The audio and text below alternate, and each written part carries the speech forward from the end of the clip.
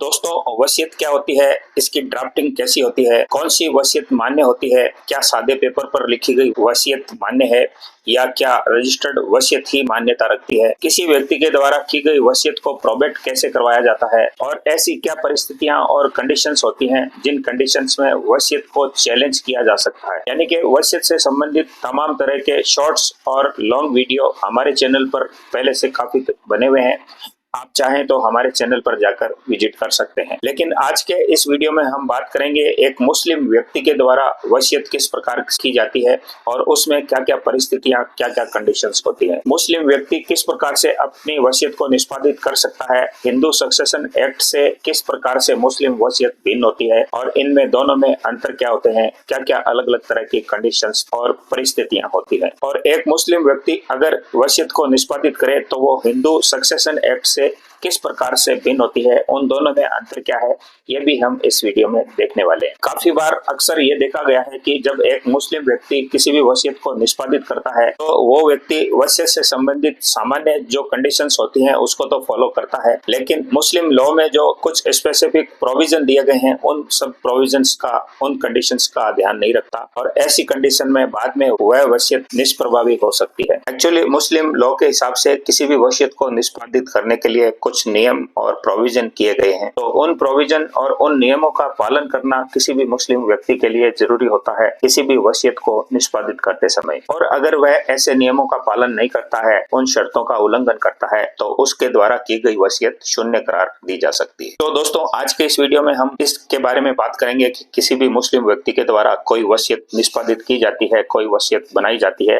तो उसको किन किन शर्तों का ध्यान रखना चाहिए, कौन से ऐसे प्रोविजन है जिनका उसको पालन करना चाहिए और अगर ऐसी किसी भी शर्तों का वह उल्लंघन करता है तो उसके साथ क्या हो सकता है। ये तमाम सारी बातें इस वीडियो में अब हम आगे जिक्र करने वाले हैं। दोस्तों, वीडियो शुरू करने से पहले हमेशा की तरह आपसे हमारा ये निवेदन है कि अगर आप हमारे चैनल पर नए आए हैं तो हमारे चैनल को सब्सक्राइब कर लीजिए और बेल आइकन बटन पुश जरूर करिए ताकि आने वाली तमाम ऐसी वीडियोज आप आगे भी देख सकें। और वीडियो को पूरा देखने के बाद अगर आपको लगता है कि वीडियो में कुछ दम था, वीडियो में कुछ ऐसी बात थी जो आपको सीखने को मिली, तो फिर एक लाइक जरूर करिएगा, बिना लाइक किए नहीं जाइएगा। दोस्तों, इसके अलावा आप हमें इंस्टाग्राम पर और फेसबुक पर भी फॉलो कर सकते हैं, वहां पर भी आप हमारे वीडियोज को देख सकते हैं। तो एक बार हमारे चैनल को वहां पर जाकर विजिट जरूर करिएगा और हो सके तो लाइक और फॉलो जरूर करिएगा। अब हम बात करते हैं एक मुस्लिम व्यक्ति के द्वारा किस प्रकार से वसीयत की जाती है और हिंदू सक्सेशन एक्ट में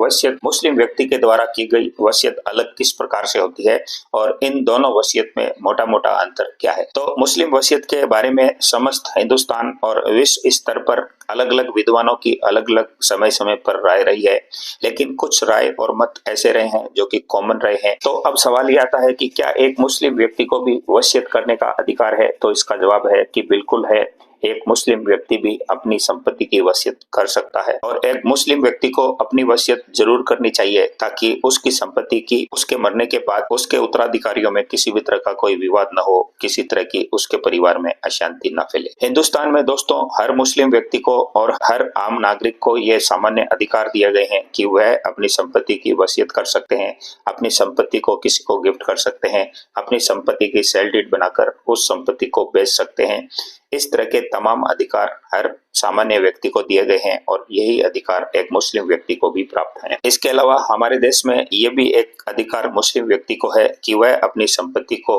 वक्फ बोर्ड में दान कर सकता है, यानी कि उसके नाम से वसीयत कर सकता है और उसके द्वारा इस तरह की संपत्ति की गई वसीयत अल्लाह के नाम पर दी गई संपत्ति कहलाती है। इसमें आपको एक बात जानने लायक है और वो ये है कि मुस्लिम व्यक्ति के द्वारा अगर कोई वसीयत की जाती है तो उस वसीयत करने का उद्देश्य ऐसा नहीं होना चाहिए जो कि इस्लाम धर्म में अमान्य करार दिया गया है या मान्य नहीं है। यानी कि कहने का ये मतलब है कि ऐसा कोई उद्देश्य या वजह नहीं होनी चाहिए जो कि इस्लाम धर्म में वर्जित की गई है और मानी नहीं गई है। अब अगर हम इस्लाम धर्म में एक मुस्लिम व्यक्ति के हिसाब से वो वसीयत किस प्रकार करता है और उसमें शर्तें क्या क्या होती है, उन शर्तों के बारे में जान लेते हैं। तो मुस्लिम व्यक्ति के द्वारा की गई वसीयत के संबंध में कंडीशंस और शर्तों के बारे में अगर हम बात करें तो वो ये है कि जो व्यक्ति वसीयत कर रहा है या जो व्यक्ति वसीयत को प्राप्त कर रहा है, उन दोनों व्यक्तियों को इस बात का भान होना चाहिए, इस बात का पता होना चाहिए कि फला व्यक्ति फला संपत्ति की वसीयत कर रहा है और फला व्यक्ति को कर रहा है,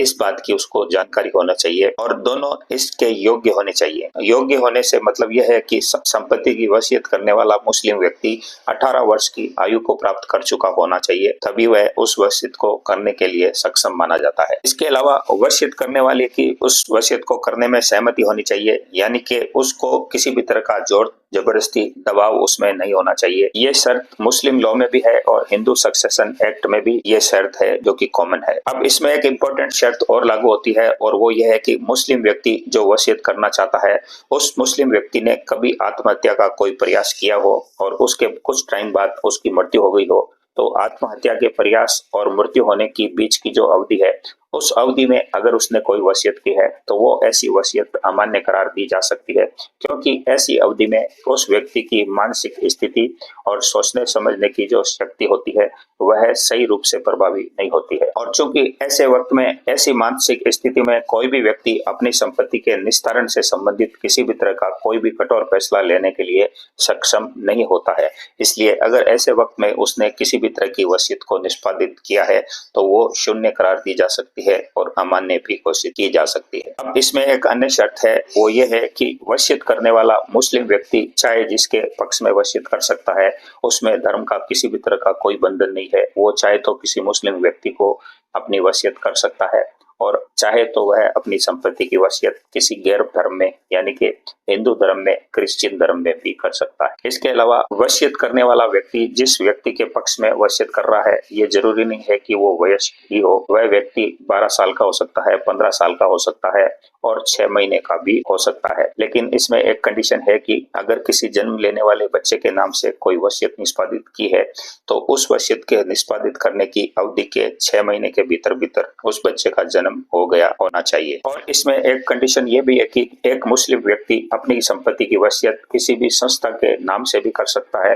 एक से अधिक व्यक्तियों के हक में भी अपनी संपत्ति की वसीयत कर सकता है। अब बात करते हैं कि किसी मुस्लिम व्यक्ति की कोई पुश्तैनी यानी कि पैतृक संपत्ति है और उसके कई उत्तराधिकारी हैं, तो वह अपनी पैतृक संपत्ति को अपने उत्तराधिकारियों के नाम से वसीयत नहीं कर सकता है या किसी एक व्यक्ति के नाम से भी उसकी वसीयत नहीं कर सकता है। लेकिन इसमें एक कंडीशन तब बनती है कि उसके तमाम उत्तराधिकारी अगर किसी एक व्यक्ति के नाम से सहमत हैं तो उन बाकी उत्तराधिकारियों की सहमति लेकर वो व्यक्ति उस एक व्यक्ति के नाम से अपनी वसीयत को कर सकता है। इसमें एक कंडीशन और आती है और वो कंडीशन ये है कि एक मुस्लिम व्यक्ति वसीयत करते समय अपनी संपत्ति की 1/3 संपत्ति से ज्यादा के हिस्से को अपनी वसीयत में किसी को नहीं दे सकता है। और अगर वो चाहता है कि 1/3 संपत्ति से ज्यादा की वो वसीयत करना चाह रहा है तो फिर उसको अपने बाकी के उत्तराधिकारियों से बाकी के हिस्से के लिए वसीयत करने के लिए उनकी सहमति लेनी जरूरी होती है। लेकिन इसमें एक कंडीशन तब बनती है कि एक मुस्लिम व्यक्ति के ज्यादा उत्तराधिकारी नहीं होते, एकमात्र एक उत्तराधिकारी होता है,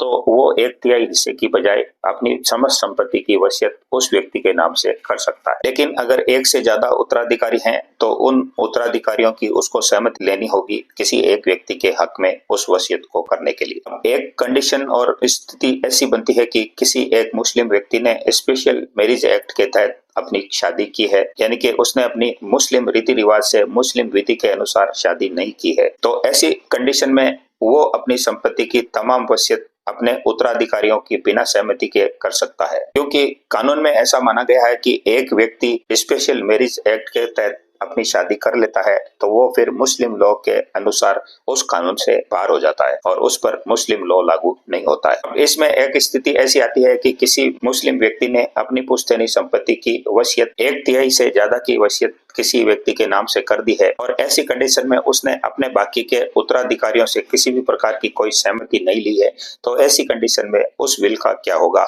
उस वसीयत का क्या होगा। तो दोस्तों, ऐसी कंडीशन में अगर उस मुस्लिम व्यक्ति ने अपनी वसीयत को बाकी उत्तराधिकारियों की सहमति नहीं ली है और 1/3 से ज्यादा का हिस्सा वसीयत के रूप में लिख दिया है, तो उस 1/3 हिस्से को छोड़कर बाकी के हिस्से की वसीयत शून्य मानी जाएगी, अमान्य मानी जाएगी। इसके अलावा मुस्लिम व्यक्ति वसीयत को निष्पादित करते समय इस बात का ध्यान जरूर रखे कि मुस्लिम व्यक्ति को अपनी वसीयत को निष्पादित करते समय वह अपनी तरफ से किसी भी तरह की अन्य शर्त या एक्स्ट्रा कंडीशन को नहीं जोड़ सकता है, और अगर ऐसी किसी भी कंडीशन को जोड़कर उस वसीयत में वो शर्त लिखता है तो वसीयत तो मान्य रहेगी, लेकिन उस शर्त को नहीं माना जाएगा। अब अगर किसी मुस्लिम व्यक्ति ने अपनी वसीयत निष्पादित कर दी है और कुछ समय पश्चात उसकी मृत्यु हो जाती है तो वह वसीयत जो उसके द्वारा की गई थी उसकी मृत्यु के तुरंत बाद प्रभावी हो जाती है। यानी कि हिंदू सक्सेशन एक्ट में यह शर्त है कि उसकी मृत्यु के बाद कुछ दिनों के अंतराल में उस वसीयत को प्रोबेट करवाया जा सकता है या साबित किया जा सकता है, लेकिन मुस्लिम लॉ में उस व्यक्ति की मृत्यु होने के तुरंत बाद वह वसीयत प्रभावी मानी जाती है। इसके अलावा ऐसी कोई भी वसीयत जो किसी भावी घटना के होने पर निर्भर करती है या डिपेंड करती है तो ऐसी वसीयत भी शून्य मानी जाती है। दोस्तों, किसी भी हिंदू लॉ में और हिंदू सक्सेशन एक्ट में किसी भी वसीयत को करने में किसी भी प्रकार की पाबंदियां या कोई कंडीशंस नहीं रखी गई है, लेकिन मुस्लिम लॉ में कुछ ऐसी कंडीशंस रखी गई हैं। उन्हीं कंडीशंस के होने के उपरांत ही मुस्लिम व्यक्ति के द्वारा की गई वसीयत मान्यता रखती है। इसके अलावा किसी भी मुस्लिम व्यक्ति के द्वारा अगर कोई वसीयत की जा रही है तो इन तमाम कंडीशंस और शर्तों को ध्यान में रखना जरूरी होता है, वरना उसकी इस प्रकार से की गई वसीयत को अप्रभावी माना जा सकता है और उसको शून्य करार दिया जा सकता है। इसके अलावा मुस्लिम व्यक्ति को अपनी वसीयत को निष्पादित करते हुए हिंदू लॉ और सक्सेशन एक्ट को ध्यान में रखते हुए मुस्लिम लॉ के कानून को उसमें ऐड करते हुए अपनी वसीयत को बनाना चाहिए, क्योंकि मुस्लिम लॉ के अलावा हिंदू एक्ट की तमाम शर्तों और कंडीशंस को भी मुस्लिम व्यक्ति को वसीयत को निष्पादित करते हुए ध्यान में रखना जरूरी होता है। तो दोस्तों, किसी भी मुस्लिम व्यक्ति के द्वारा की गई वसीयत में किस प्रकार की शर्तें होती है, क्या क्या कंडीशंस होती है, मोटा मोटी हमने जानने की थोड़ी कोशिश की है। उम्मीद करता हूँ कि ये वीडियो आपको पसंद आया होगा, अच्छा लगा होगा। वीडियो पसंद आया तो इसको एक लाइक करें, हमारे चैनल को सब्सक्राइब करके बेल आइकन बटन जरूर दबाएं। और अगर आपका कोई सवाल हो तो डिस्क्रिप्शन में हमारा नंबर दिया गया है, हमसे कमेंट्स में आप कोई भी सवाल कर सकते हैं और हम आपके सभी कमेंट्स को पढ़ने की पूरी कोशिश करते हैं और जवाब देने की भी पूरे मन से कोशिश करेंगे। तो मिलते हैं नए वीडियो, नए कंटेंट और नए टॉपिक के साथ। तब तक के लिए नमस्कार, जय हिंद, जय भारत।